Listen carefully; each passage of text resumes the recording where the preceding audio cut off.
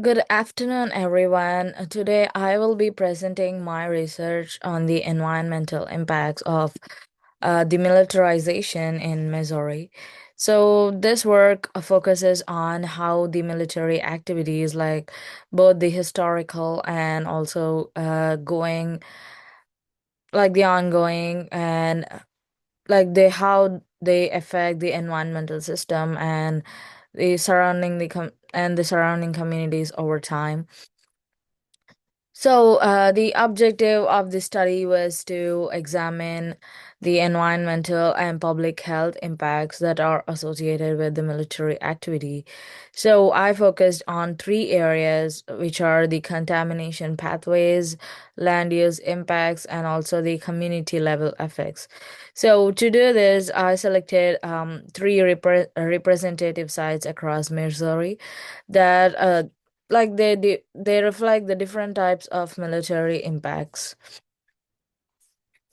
So these are the three sites that I included in the analysis, which are, the Weldon Spring and the Whiteman Air Force Base, and also the Fort Leonard Wood. So they are geographically distributed across Missouri and also represent um, different operational histories and also the environmental conditions.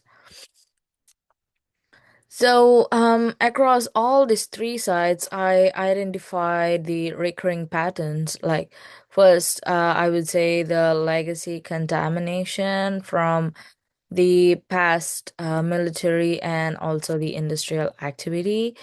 And second, going the ongoing environmental risks that are associated with the active installations. And the third would be cumulative ecological impacts that are resulting from the long-term land use. So probably this framework guided the analysis, and also, each site aligns with one of these patterns. So first we would go with Weldon Spring. Weldon Spring represents the legacy contamination from the past military and also the industrial activity. So this site was used for the chemical weapons production during the World War II, and later for the uranium processing. So these activities led to contamination of soil and groundwater in the surrounding area. From the data and the site documentation that I've reviewed, one key finding is that even after the Superfund cleanup was completed, the issue does not end here. So the waste is now contained with an engineering disposal cell, and the site requires continuous long-term monitoring. So what we see here is that cleanup doesn't eliminate the risk, and it shifts it into the long-term management. So, and this creates a system where responsibility continues for, decades after the operations have been stopped. And here comes the Whiteman Air Force Base. This represents ongoing environmental risk at an active military installation. So, from the data I reviewed, the primary concern is PFAS contamination that is associated with the firefighting foam used in training and also the emergency response. So these chemicals are highly persistent and can move through groundwater, which means they have the potential to extend beyond the site itself. So monitoring is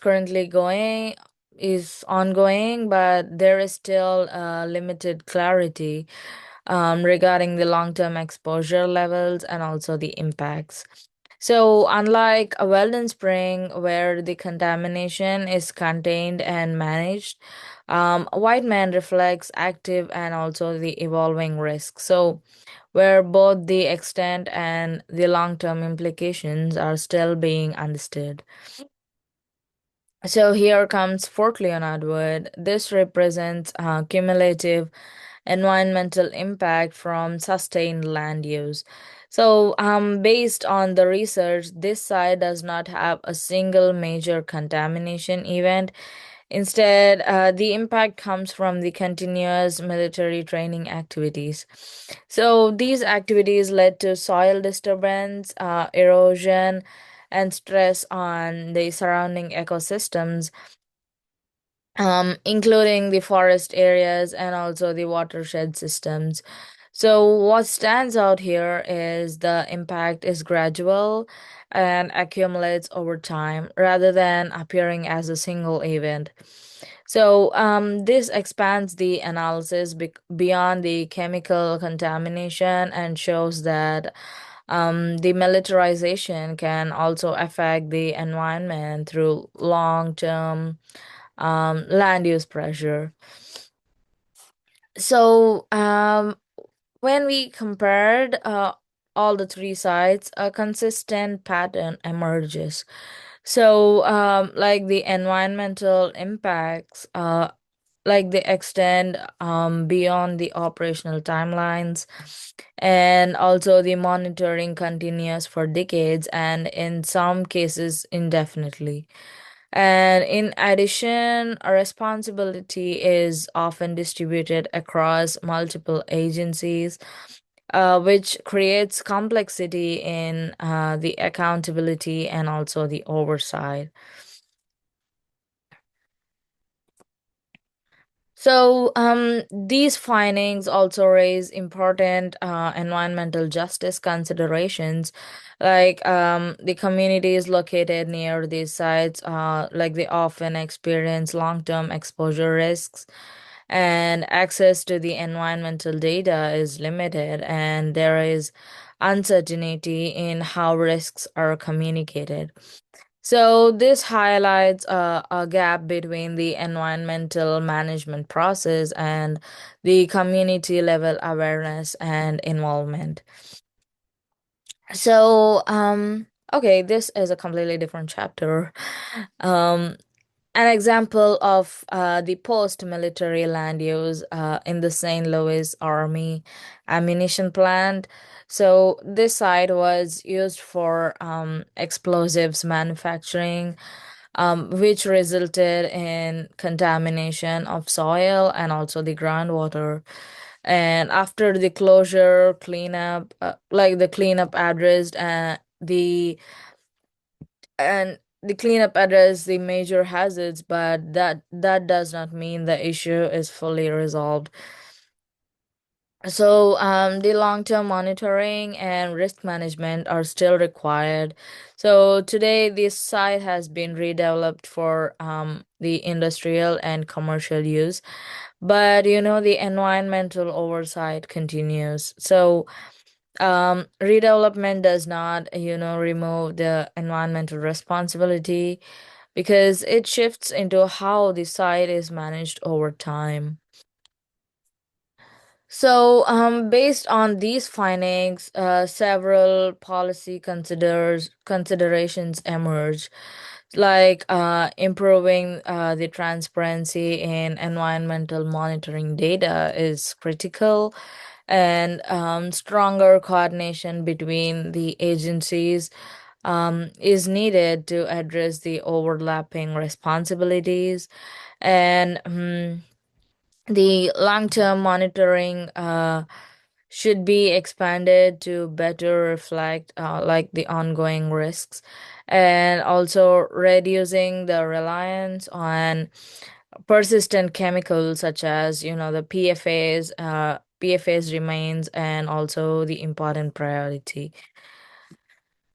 um so this Missouri case studies have helped me identify some recurring environmental patterns, such as the long term contaminations, like ongoing environmental risks and environmental justice concerns. Like, building on those findings, I expanded this scope of the project this semester. Like, instead of focusing on only on Missouri, I looked at the broader relationship between the militarizations, climate justice, environmental inequality, and the peace economy to understand how these issues are connected. The first phase focused on building the research foundation. I conducted a comprehensive literature review on how militarization contributes to climate justice and also the environmental inequality. So I explored the topics such as military greenhouse gas emissions, environmental pollution, PFAS contamination, environmental justice, and the peace economy perspective. To support this work, I developed an annotated bibliography using the peer-reviewed journal articles and the government reports, and also the policy documentation from the sources, including the EPA, Department of Defense, Department of Energy, and national academies like GAO and SIPRI, and also the UNEP. So, and then I brought all of this together into a background research memo that established the framework for the rest of the project. One thing that really stood out to me during this literature review was the military environmental impacts are much broader than that I initially thought. So the research goes beyond the emissions and includes the long-term pollution and PFAS contamination, ecosystem degradation, and also the environmental justice. So, I also noticed that these topics are often studied separately, but one goal of this project is to connect those different areas of research and also better understand how militarization, climate justice, and also the public investment influence one another. And after completing the background research, I moved into phase two by selecting the three communities that represent the different types of military related impacts, like the environmental impacts. So the first is Oscoda, Michigan, where I examine the PFAS contamination that are associated with the Ward Smith Air Force Base. And the second is the Coldwater Creek and Weldon Springs communities in Missouri. So, which like they reflect the long-term environmental legacy of the military weapons production. And the third is the Red Hill Fuel Storage Facility in Hawaii, where I looked at fuel contamination and its effect on the nearby communities. So, for each case study, I examined the community background, environmental harm, the public health impacts, government response, and also the environmental justice implications. And although these communities are very different, several common themes were emerged. In every case, the environmental impact continued long after the original military activities, like required ongoing monitoring and cleanup. So public health concerns, government accountability, and also the transparent communication were also the consistent themes.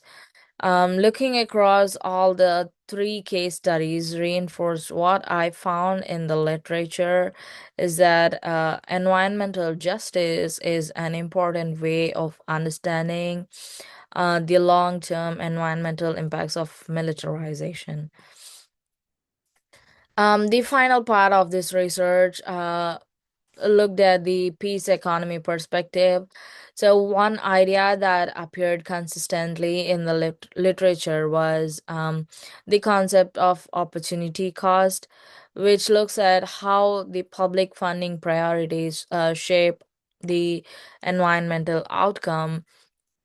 So, researchers discuss how investments in areas such as the clean energy, climate resilience, ecosystem restoration, and the disaster preparedness can strengthen the communities while addressing the environmental challenges. So, this perspective helped me connect the environmental impacts of the militarization with the broader discussion about sustainable public investment. So, overall, this project has grown from examining the environmental impacts at three military sites in Missouri to exploring the broader relationship between the militarization, climate justice, and also the environmental inequality, and combining the literature review with the community case studies which are provided a more complete understanding of both the environmental and social impacts of the militarization. So the next step in the project is to develop a policy brief and the advocacy materials that translate these findings into a practical recommendation for supporting the climate resilience and the broader goals of peace economy. Thank you.